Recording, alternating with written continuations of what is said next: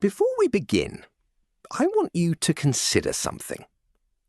Every single thing in your life right now, your relationships, your finances, your health, the way people treat you, the opportunities that come or don't come to your door, all of it is a direct reflection of one thing: the thoughts you have been thinking. Not your circumstances, not your background, not the people who hurt you. Your thoughts. In 1903, a man named James Allen sat down and wrote a small book. It was only 67 pages long, but those 67 pages have quietly changed more lives than most people will ever know.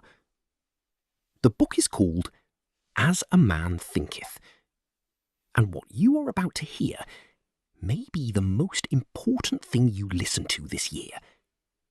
Find somewhere quiet and truly listen, not just with your ears, but with your life. Chapter 1. Thought and Character. A man is literally what he thinks. His character is the complete sum of all his thoughts. Just as a plant springs from a seed and could not exist without that seed, every single act a man performs springs from the hidden seeds of thought. This is true of acts both deliberate and unplanned. Act is the blossom of thought, and joy and suffering are its fruits. A man does not come to poverty or elevation by chance. He comes to it by the thoughts he has chosen or allowed to dwell in his mind. Think about that for a moment. Not by what happened to him, not by what was done to him, but by what lived inside him. James Allen writes, "Man is the master of thought, the moulder of character, and the maker and shaper of condition, environment, and destiny. The soul attracts that which it secretly harbours, that which it loves, and also that which it fears." Read that again in your mind. The soul attracts what it fears.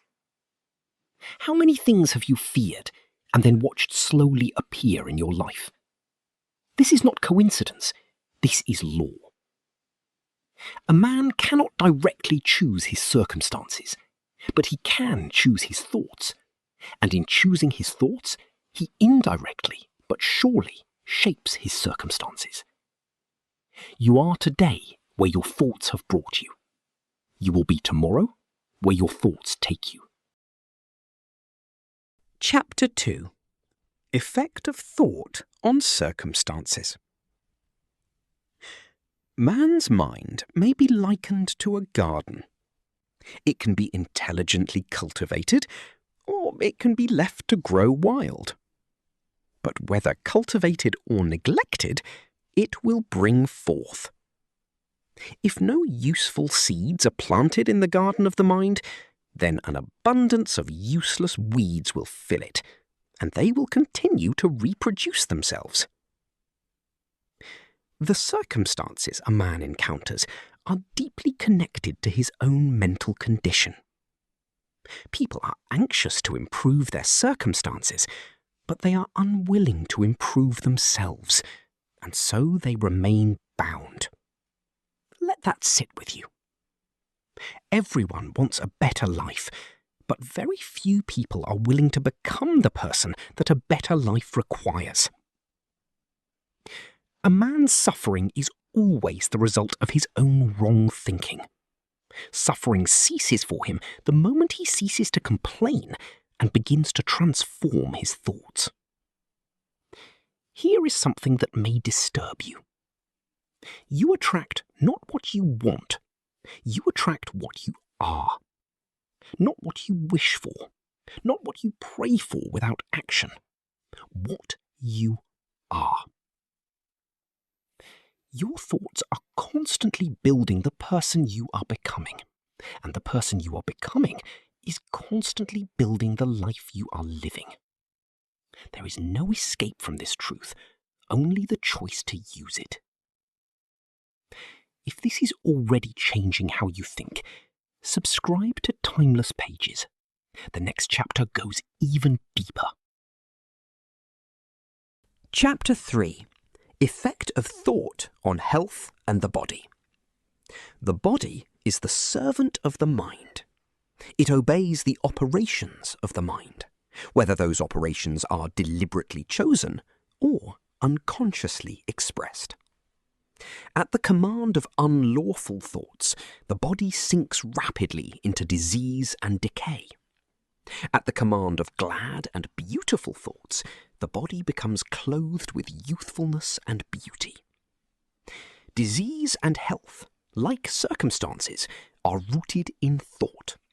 Strong, pure, and happy thoughts build the body in strength and grace. Weak, impure, and unhappy thoughts break the body down in weakness and decay. There are people who live in a constant state of worry, fear, anger, and they wonder why their body is always tired, always sick, always heavy. It is not mystery, it is cause and effect.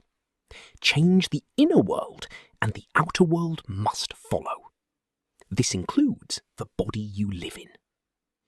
James Allen writes, "If you would perfect your body, guard your mind.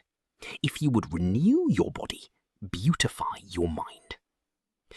Think of this the next time you are ill. Think of this the next time you are tired. Ask yourself not, "What did I eat?" Ask yourself, "What have I been thinking?" Chapter 4. Thought and Purpose. Until thought is linked with purpose, there is no intelligent accomplishment. Most people allow their thoughts to wander in a wilderness of doubt and fear. Purposeless wandering, day after day, year after year. They forget that without a purpose, thought has nowhere to grow. A man should conceive of a legitimate purpose in his heart and set out to accomplish it. He should make this purpose the centralizing point of his thoughts. It may take the form of a spiritual ideal, or it may be a worldly object, but either way, he should steadily focus his thought forces upon it.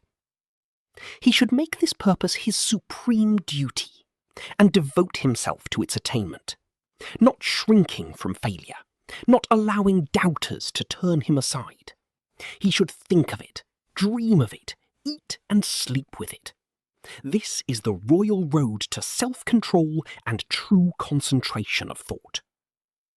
Even if he fails again and again, and he will fail, the strength of character gained will be the measure of his true success.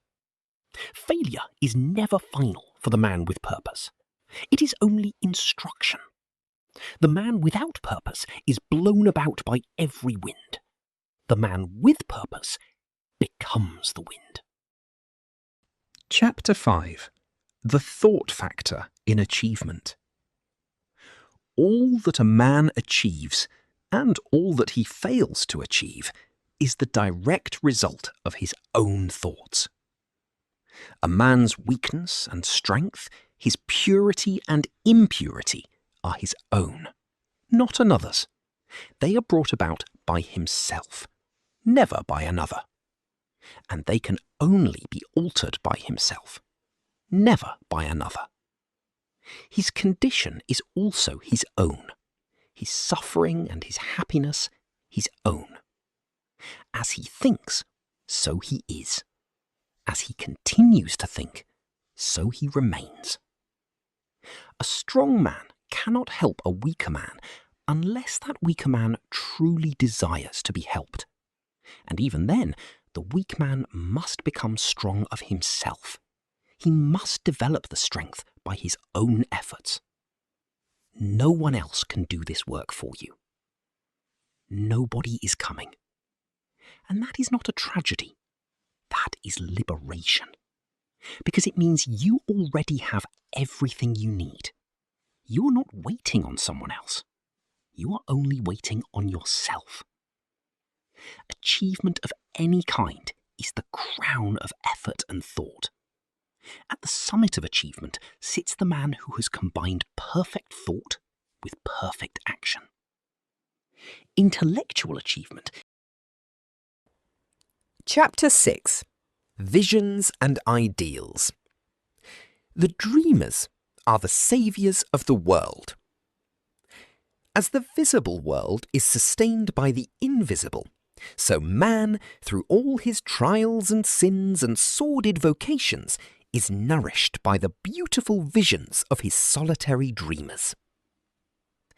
Humanity cannot forget its dreamers. It cannot let their ideals fade and die. It lives in them. It knows them in the realities which they have turned into truth. Composer, sculptor, painter, poet, prophet, sage. These are the makers of the afterworld, the architects of heaven. The man who cherishes a beautiful vision, a lofty ideal in his heart, will one day realize it. Columbus cherished a vision of another world, and he discovered it. Copernicus fostered the vision of a multiplicity of worlds and a wider universe, and he revealed it. Chapter 7. Serenity. Calmness of mind is one of the beautiful jewels of wisdom. It is the result of long and patient effort in self-control. Its presence is a sign of ripened experience and of a more than ordinary knowledge of the laws and operations of thought. A man becomes calm in the measure that he understands himself as a thought-evolved being.